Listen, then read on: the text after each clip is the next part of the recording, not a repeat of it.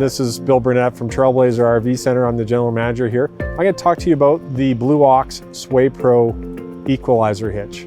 Equalizer hitch, or sometimes referred to as a weight distributing hitch, takes the weight off the rear of the vehicle and puts some of it to the front of the vehicle and onto the trailer axle.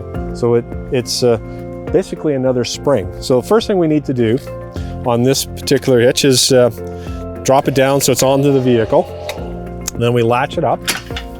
Once it's latched up, I can use the power jack to take all the weight off so that the bars are easier to do up. So right now I'm just going to lift the back of the vehicle and the front of the trailer with this jack, just like that. So we've taken a lot of the weight off the back. Now the bars will be easier to do up. The Blue Ox system is a little different than other Equalizer bars. It uses real spring steel bars that are powder coated. The hitch itself is powder coated and has grease zerk, so you can grease the areas that might squeak. It's a very quiet hitch, quietest on the market. The other way that this hitch is different than other Equalizer hitches use friction to take the sway out. This uses caster. Caster is the same thing that the steering of a vehicle uses that makes it go back to center. It's the same principle. The bar is at a different angle than the hitch, and that gives it the centering effect. So if the trailer gets moved by some wind, it's going to bring it back to center. The bar itself is just a quick push in place. One of the favorite features on this hitch is it uses a ratchet style chain.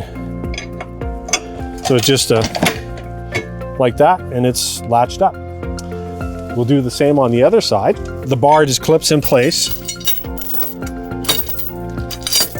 The idea of the clip-in bar is you don't have any greasy bits to contend with. On most Equalizer hitches, you're gonna have a greasy bar and things that you have to store away in your RV. This way, you don't have to worry about that.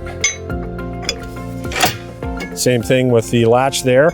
At this point, you would put your safety chains on. Safety chains always have to be crossed so that if for some reason it came disconnected, it's going to catch the hitch from digging into the pavement.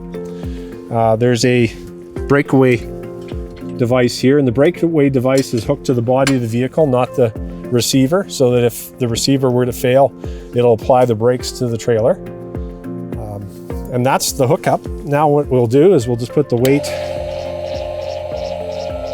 There's also a safety pin we'll put in place. Once we have the jack all the way up, we're ready to roll.